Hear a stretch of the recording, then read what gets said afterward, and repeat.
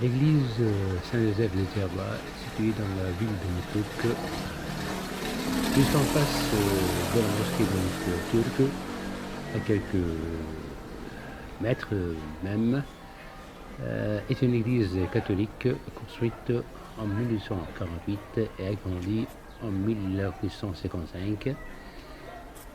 Cédée au gouvernement tunisien en 1964, elle devient un bâtiment municipal avant de retrouver sa fonction sacerdotale en 2005. La présence justement de nombreux pêcheurs italiens et maltais autour de l'île de Djerba est à l'origine même de la construction du premier lieu de culte catholique à Oumoussouk. En effet, en 1848, après avoir acheté un terrain appartenant à la famille de Ben Ayed, ancien caïd de Djerba, ils unissent leurs efforts pour construire une petite église carrée sous la direction du père Capucine Giatan de Ferreira.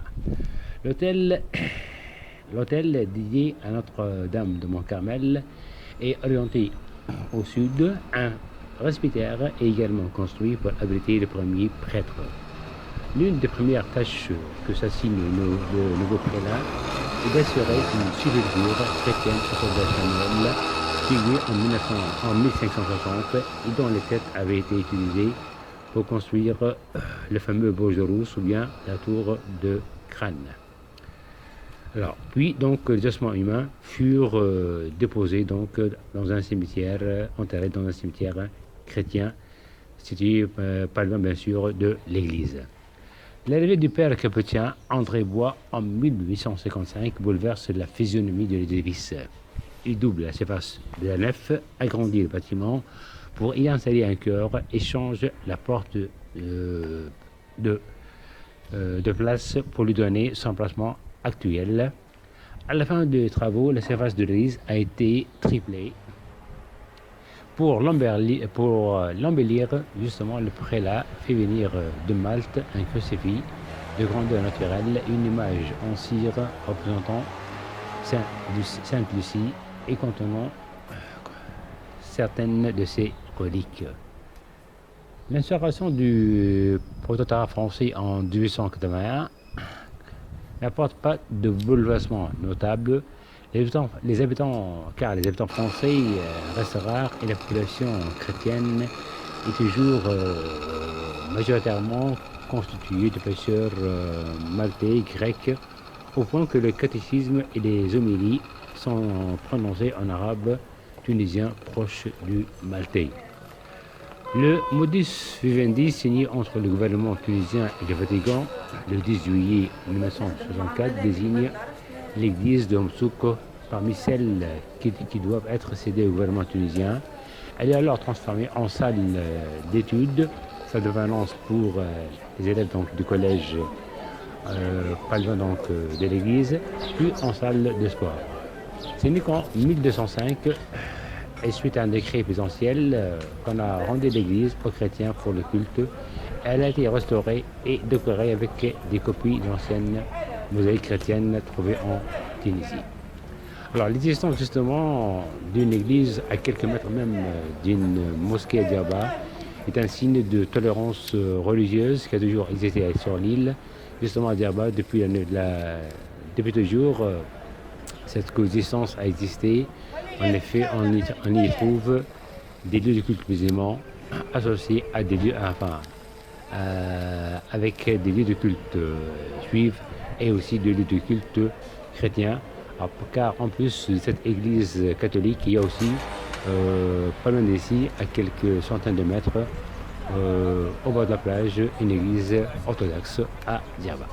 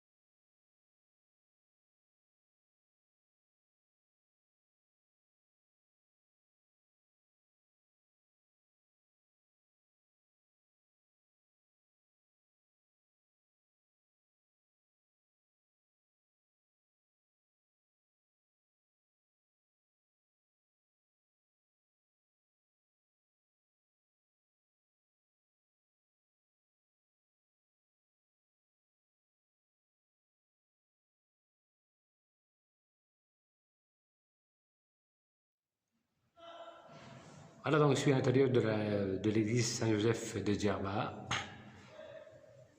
Alors, je vois donc de très belles mosaïques là, qui ont été rajoutées il n'y a pas très longtemps. Alors bien sûr, les bancs de l'église. Voilà. En face de moi, c'est l'hôtel. C'est ça? C'est l'hôtel. Voilà. Le crucifix. C'est récemment décoré, mais avec des tapis locaux, des tapis muraux, de très belles mosaïques là. Voilà.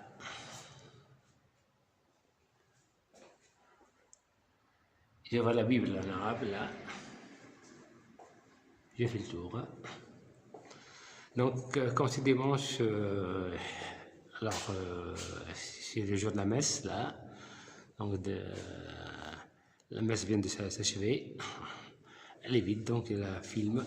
Donc, je profite de l'occasion pour la filmer. Là.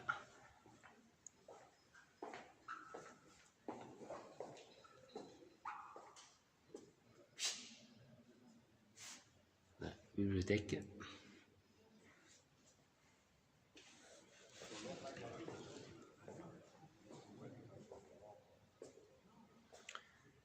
Sainte-Lucia. Très bien, vous avez Sainte-Lucia.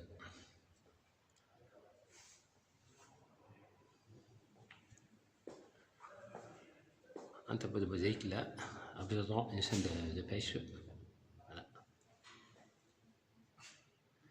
Je crois que ça doit renvoyer donc à la pêche dans le lac de Briade à l'époque de Jésus.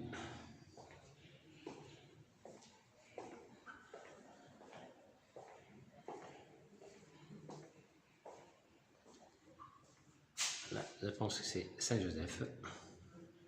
Très belle mosaïque.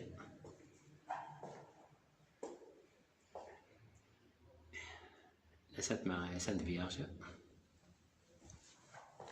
Et sinon, en tant que musulman, nous croyons donc en Jésus et à la Sainte Marie, évidemment. L'autel et le crucifix.